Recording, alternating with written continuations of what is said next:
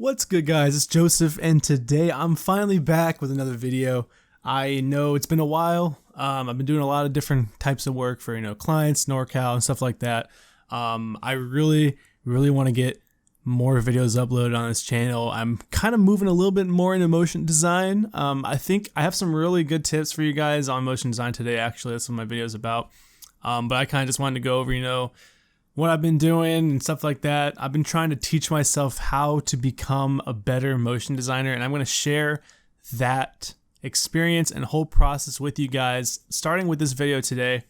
And hopefully you guys learned something. If not, thanks for coming anyways and, supporting the channel. We're getting real close to 10,000 subscribers. It's really insane. It's been, 6 years in the making. I've been in the community now. And it's just nice to see, I'm finally getting ready to hit that milestone, man. So let's go ahead and get started. The title for the video is it's gonna be 5 useful techniques for After Effects motion design. I'm not gonna say like top 5 or anything like that, because I'm not saying these are better than anything else that you'd be using. But these are things that help me, and I use these every single time I open up the program. So let's go ahead and get started. The number one, and these aren't really in any particular order. The first one I want to go over are 2 expressions that I use daily in my After Effects, whatever I'm doing. They really speed up the process for whatever I'm working on. The first thing is going to be a time expression, and you've probably seen people use it. You might have used it yourself. I'm going to go ahead and make a new composition, 1920 by 1080. Just really quick, we're going to be going through these pretty quickly. And let's say I go ahead and want to add a solid and then put some fractal noise on it. I'm using the third-party plugin from Video Copilot. It's free. It's the FX console. Basically, you can get rid of your effects and presets tab and just use that. So you can use fractal noise for pretty much anything. And anything that has like an evolution value in it, that's pretty common in After Effects. Let's just say I like the settings with it right now. I just want to mess with the evolution. Instead of going to make a keyframe at one point and then go to a different point and, make a different keyframe at a different value, you can press the Alt key on your keyboard and click on that stopwatch. And here you can type in an expression that is time, and it's going to be the asterisk symbol, and then whatever you want, like 100. You can do 10. You can play around with it. The larger the number, the faster it is, and so that is going to be pretty cool. You can see that it's just gonna random, or it's gonna have your evolution go at a factor of 100 forever, pretty much. And so that's useful if you need to do that. If you need to make it a seamless loop, though, you're gonna have to do a keyframe at like 0. Make a keyframe there and go to where you want to end it, and then put it at like 2 or whatever you want it to be. And then you have to go to evolutions options and cycle rotation, and so it'll actually be a continuous loop if I were to play this through. But that's not really what we're here to learn about. So yeah, the time expression is very powerful in a way that anything that you have in evolution, you can use it on other things too, but it's really you can really get some cool procedural effects just by using that evolution. So like saying I was going to use this to make, say if I wanted to make this into like a glitch, and then kind of make these boxes wider, and then kind of animate that evolution, I can overlay on that anything else and make like a glitch effect, and it's going to be completely random every single time because it's going to be constantly changing. So that's cool. The next expression I want to go over is going to be a wiggle expression. So let's say I draw a circle in the middle of my composition, and I want to make it move, but I don't want to keyframe every single movement. So you press P on your keyboard to go to position, press Alt again and click on the stopwatch, and you're going to type in wiggle, and then you're going to do parentheses, and then you're going to type in, you can do something pretty simple like 5,10 and close those brackets up, those parentheses, and so now it's just going to wiggle like that. You can even go further. You can make like a complicated one. You can go, one I use pretty frequently as 1, and then 10, and then I go 2, and then 2.5, and then you get more control. And you can just do something like that, and you can just, you can play around with a bunch of different numbers and making your own expressions. I'm just kind of showing these to you. I'm not really like going in depth on all of them. I can, if you want, on a different video, I can take these 5 and kind of like, blow them out, and then, really go in depth on what each you can do with each of them. But I kind of just want to quickly go through these so the video doesn't take forever. So yeah, so basically, so we've gone through the first one. We've gone through time expression and then the wiggle expression, and so that's it for those. The next one I want to work with is not an expression. It's actually an effect that comes with After Effects. I'm gonna draw another circle. Actually, no, I'll do a square this time, give it a little bit more variety. And I'm gonna go ahead and center this up here. So now I have this circle, or I have this square, and say I want to do something cool with it. I want to make like a bunch of different copies, and I don't want to use like the repeater here. I don't want to add a repeater and do it that way. I want to be able to make a bunch of different copies and move it around and have it basically procedural again, which I can, I'll show you what that means in a second. I'm going to go ahead and right click on this and actually pre-compose it, because we are going to use motion tile on this layer. But first I'm going to go into the layer that I pre-composed. And you see all this black space here? The motion tile is going to use all of that in its, while it's working. So I'm going to go in the composition settings here, and I'm going to, kind of zero in on this square. I'll probably make 200 by 200. So now it's giving us no space around the square. So if you wanted to give it a little more, you can do 250 by 250, and it's going to give us a little bit more wiggle room. But so now you can see that there's no empty space around the square, and that doesn't really affect here yet, but you can kind of see there, that's the composition. So if I add a motion tile, I can play around with these values and really get a nice effect. And I can actually play with the size of these. If I make it smaller, I can just increase these. But the bigger you go, the more it's gonna take on your computer.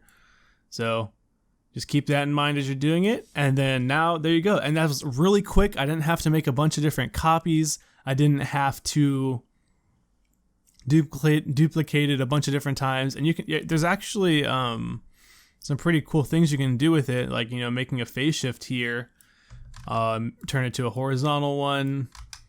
And you can really go wild with this, and you can do a lot of different things with it. You can turn it into a texture, like right here, you can make this into like a brick texture if you make the boxes a little longer.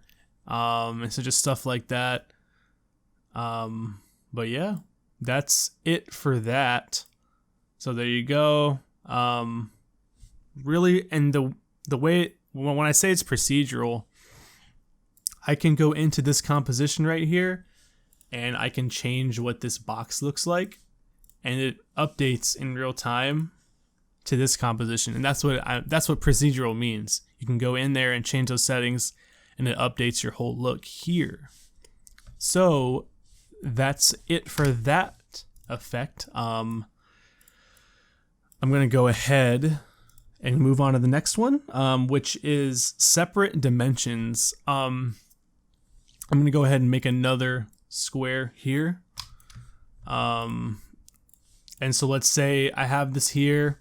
I'm just gonna make a real simple animation here. I'm gonna press P on my keyboard, make a position keyframe, then go for like 2 seconds. I'm gonna move it just in a straight line over to the other side. And I'm going to highlight both of these because it's moving at a linear speed right now, and it's kind of boring. You want to liven it up a little bit.